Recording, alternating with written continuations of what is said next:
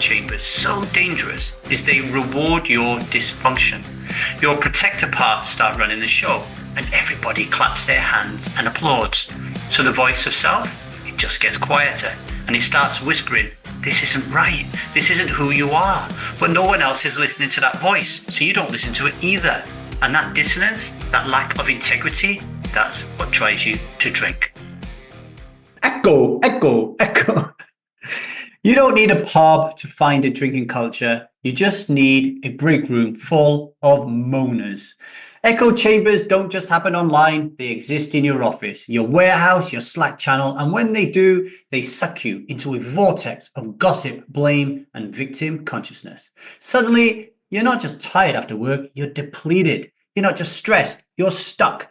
And what's the easiest way to deal with that? Yep, you've got it. You could just have a little drink.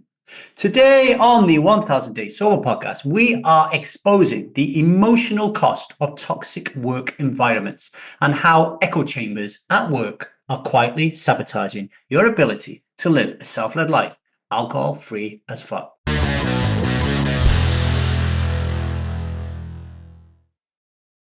Hello everybody, my name is Davy. I am not an alcoholic and I refuse to be anonymous. I am someone who lives a self-led life, alcohol-free as fuck. And I spend every waking moment of that life helping other people do the same. Like right now. Let's break it down, ladies and gentlemen. An echo chamber is an environment where everybody repeats and reinforces the same beliefs without challenge. In your workplace, it might look a little bit like this. You complain about your boss. Your mate who you work with nods in agreement. And then someone else who you work with says, yeah, she did the same to me. And now you are in it, well and truly. And it feels validating, even energizing. Your parts feel seen, heard, even justified. But what's really happening is that you are building a fortress of victimhood. Everybody agrees that the boss is the villain, that Fred is a pain in the ass, that management doesn't give a shit. And all of a sudden, you've got a team of people who aren't working, they're wallowing. I lived this. At 35 years of age on the railway, I often found myself, at the end especially, crying before going into work. Not because of the job itself, but because the energy was so toxic. The culture, the echo chambers. I couldn't breathe, I couldn't think, and most of all, I knew that I couldn't grow. Not because people are bad, because I believe deeply in the internal family systems principle that there are no bad parts, but put any part in the wrong culture, the wrong system, with the wrong feedback loops, and parts will run riot. What makes echo chambers so dangerous is they reward your dysfunction. Your protector parts start running the show, and everybody claps their hands and applauds. So the voice of self, it just gets quieter and it starts whispering, this isn't right. This isn't who you are. But no one else is listening to that voice, so you don't listen to it either. And that dissonance, that lack of integrity, that's what drives you to drink. Now we're going to take a short break, but I want you in that moment to think about your workplace and think about this. When you hear gossip, complaining, negativity, what happens in your body? Do you join in? Do you stay silent? Or do you walk away? Because that choice and that feeling tells you everything.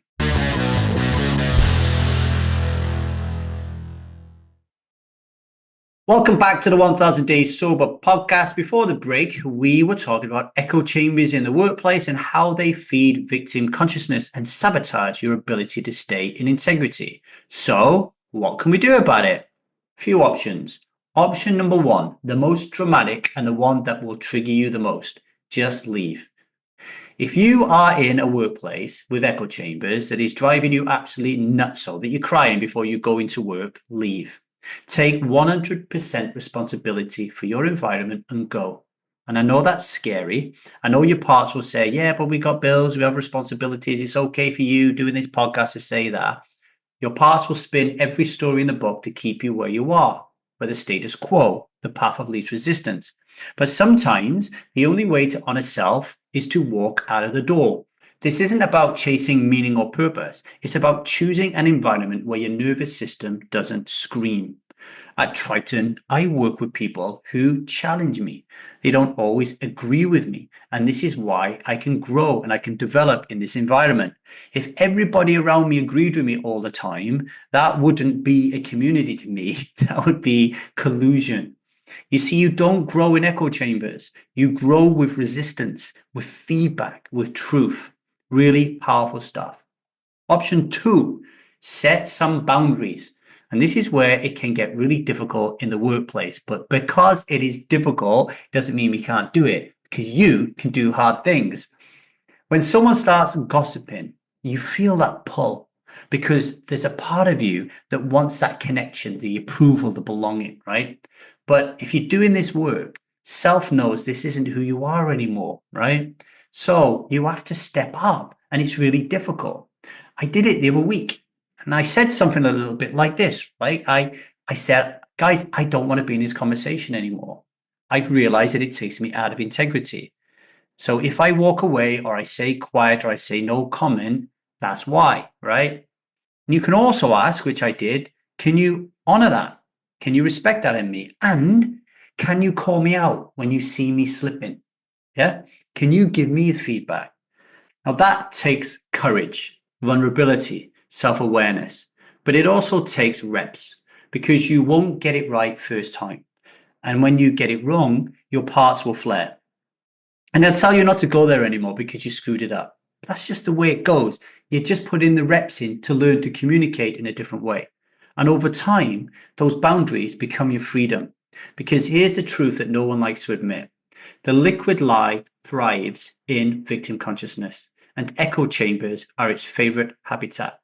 So if you're trying to quit drinking, but you're steeped in toxicity 40 hours a week, you're really going to struggle because alcohol isn't the only problem. The real issue is what alcohol is helping you tolerate.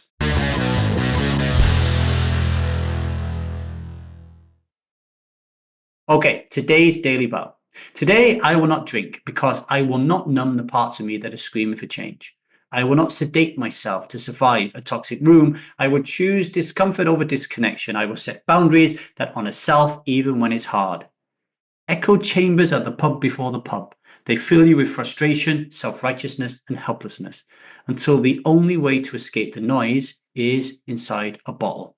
But if you leave the room or speak up, you cut off the supply at source. Very difficult, but you can do it. Some reflections for you as you go about your day to day, especially in work. Who do you vent to at work? What do they always say back? Do they challenge you or do they agree with you? What part of you craves being agreed with? What would it feel like to speak from self in your workplace? Let me know. Tag me at LeeDavyCoaching across social, hashtag strive, or email me at thestrivemethod@gmail.com. Let's open this conversation, yeah? Okay, that's all I have time for today, ladies and gentlemen. I will be back tomorrow. If you would like to learn how to stand in your power in your workplace and deliver and express your boundaries to people in a very honorable and respectful way, that is what I call living a self-led life. And we can teach you how to do that in the Strive Method workshop. Go to www.thestrivemethod.com, sign up to join the stuck phase, and I will meet you there. Okay? All right. Much love and strive on. And remember, today, you do not need to drink. Okay? You've got this. I know you have. Much love and strive on.